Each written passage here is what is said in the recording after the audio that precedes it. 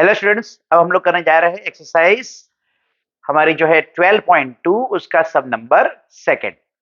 Rachel, an engineering student, was asked to make a model shaped like a cylinder with two cones attached at its two ends by using a thin aluminum sheet.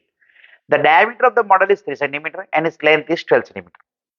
If the cone, that is each cone has height 2 cm, find the volume of the air contained in the model. मतलब उसने एक model बनाया है जिसके अंदर cylindrical part है और cylindrical part के टॉप पे कोन है और बॉटम पे भी कोन है. और या तो फिर हम लोग ऐसे ले लेंगे सिलिंड्रिकल पार्ट, तो पीछे भी कोन है और आगे भी कोन है. डायमेंशन सबके दिए गए हैं और उसके अंदर जो एयर है उसका वॉल्यूम हमें फाइंड करना है. तो मैं दिखाता हूँ कैसे होता है. बहुत सिंपल है, देख लो. जैसे मैंने पहले से ये डायग्राम और ये कैलकुलेशन बना के रखा है. चलो एक काम करते हैं, कैलकुलेशन निकाल देते हैं. मैं फिर से आपको कैलकुलेशन करके दिखा देता हूँ. ओके, टेंशन नहीं. ओके, पहले से ही कैलकुलेशन निकाल देता हूँ ताकि कैलकुलेशन आपको स्टेप बाय स्टेप समझ में आए. ठीक है, चलो देखते हैं. सबसे पहली चीज हमारे पास डेटा में क्या है. ये रहा सिलेंडर और उसके ऊपर कोन, नीचे कोन. ठीक है, सिलेंडर की हाइट कैसे आती है वो मैं आपको दिखाता हूँ. देखो, ये हाइट 2 सेंटीमीटर है, ये भी हाइट 2 सेंटीमीटर है और टोटल जो है, जो हमारा मॉडल जो है उसका हाइट 12 सेंटीमीटर है. तो ऑब्वियसली ये टोटल 12 में से ये ऊपर का 2 और नीचे का 2 निकल जाएगा. तो ये कितना रह गया? 8 सेंटीमीटर. मतलब हमारे पास 8 सेंटीमीटर हाइट रह गई. ठीक है ना. 12 -2 तो ये 8 हो गया. ठीक है, बहुत इजी है, सिंपल है. चलो, हमारे पास जो डेटा है वो हम लोग देख लेते हैं. डेटा में क्या है? रेडियस ऑफ सिलिंड्रिकल पार्ट है.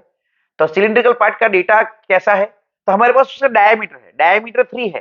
तो मैंने क्या किया, डायमीटर बाई 2 करके रेडियस फाइंड कर दिया 1.5 सेंटीमीटर. कोनिकल पार्ट का जो रेडियस है, कोनिकल पार्ट उसका भी सेम रहेगा क्योंकि उसके ऊपर ही माउंटेड है पूरा कंप्लीटली. तो ये हो गया आर बी, इसका 1.5. दोनों का रेडियस सेम है इसलिए मैंने दोनों को आर से स्पेसिफाई किया है. Height of conical part H है, H is equal to 2 centimetre conical part.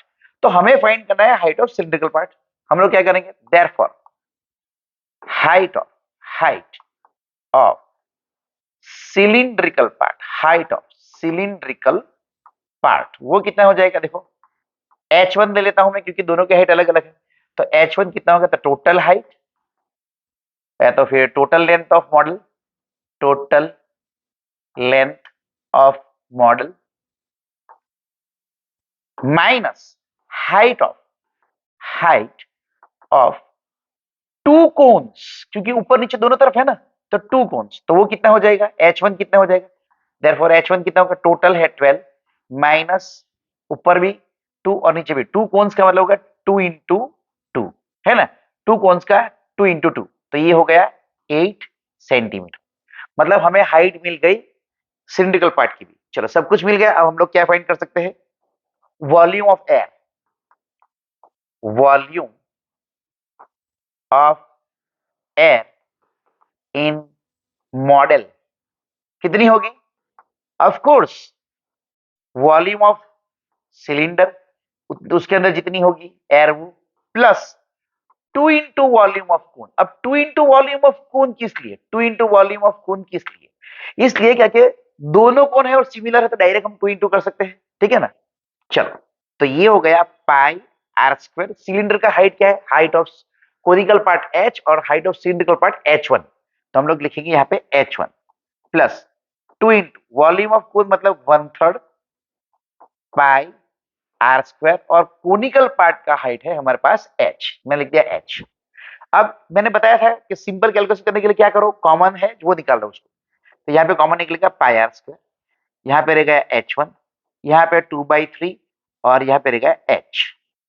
चलो, अगर पाई की वैल्यू नहीं दी गई हो तो हमें क्या करना है? 22/7. हमेशा बच्चों रखने से पहले एक बार ध्यान से फिर से देख लो कि पाई की वैल्यू क्या क्वेश्चन के अंदर दी गई है, नहीं दी गई है. तो फिर हम लोग रखेंगे 22/7. Assume the outline in dimensions equal. चलो, उसका तो कोई जरूरत नहीं है यहाँ पे अभी. तो ये हो गया हमारा 22/7. रेडियस हमारा कितना है? रेडियस ऑफ मतलब आर हमारी कितना है? 1.5. सिंप्लिसिटी के लिए मैं 15/10 इंटू 15/10 लिख देता हूं मैं यहाँ पे. अब यहाँ पे H1 क्या है हमारे पास? H1 ये रहा 8 प्लस 2/3 इंटू H कितनी है हमारे पास? H ये रहा 2. मैंने लिख दिया यहाँ. ठीक है. तो अभी मैं कैलकुलेशन नहीं करूंगा, कैंसिलेशन नहीं करूंगा, लेकिन नेक्स्ट स्टेप के अंदर शायद आ सकता है, तब भी नहीं आए. जो वाले स्टेप में हम लोग कैलकुलेशन करने वाले हैं वो सेपरेटली लिखेंगे. तो मैं ये क्या कर रहा हूँ, मैं अभी पहले ये स्टेप पहले लिख लेता हूँ. अब यहाँ पे मैं एलसीएम लूंगा 3. तो ऑब्वियसली 3 यहाँ पे मल्टीप्लाई होगा क्योंकि नीचे 1 है ना. कुछ नहीं है तो 1 कंसिडर कर सकते हैं ना. तो 8 3 जा 24 और ये प्लस 2 2 जा 4। अब देखो कितना इजी हो गया, 24 प्लस 4 28, 7 से यूजुअल। इसीलिए बच्चों मैं कहता हूं कि कॉमन निकालो, जितना कॉमन निकाल सकते हो, ताकि हमारा कैलकुलेशन थोड़ा इजी हो सके। ठीक है, अब मैं क्या करता हूं, कैलकुलेशन इजीली सिंपल बताने के लिए मैं एक काम करता हूं, अरे यार ये वाला आखिरी रहेगा, निकाल देता हूं मैं। यहाँ पे पार्टीशन बना देता हूं ताकि आप लोगों को कैलकुलेशन क्लियरली दिख सके। ठीक है, चलो अब यहाँ पे क्या रहेगा, 22/7, 22/7, फिर ये 15/10 दो बार रह गया, और ये रह गया 24 प्लस 4 28/3, तो ये हो गया 28/3। मैंने बताया था ना कि जब भी हम लोग कुछ कैंसिलेशन करने वाले हो उस स्टेप को थोड़ा सा नीचे लिखो, है ना। अब मैं तो यहाँ पे मेरे पास डिजिटल पैनल है तो मैं नीचे ऐसे कर सकता हूँ, लेकिन आप लोगों को तो पहले से ही करना पड़ेगा।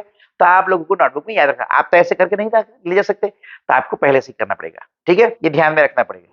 चलो अब कैंसिल करते, 3 1 7 1 7 4 फिर 3 1 3 5 अब ये 5 और 2 दोनों से कैंसिल हो रहा है, तो मैं कर देता हूँ 5 1 5 2 2 1 2 2 ये भी कैंसिल होगा, 2 1 2 5 5 1 5 3 अब क्या रहेगा, नीचे सिर्फ 1 रह गए, ऊपर 22 3 1 और 1, मतलब 22 इंटू 3 रह गया, तो हमारा वॉल्यूम आ गया 66 सेंटीमीटर क्यूब। मतलब के therefore air, volume of air, air नहीं लेकिन volume of air, volume of air, volume of air in inside model is 66 centimetre cube, है ना, इजी, देख लो।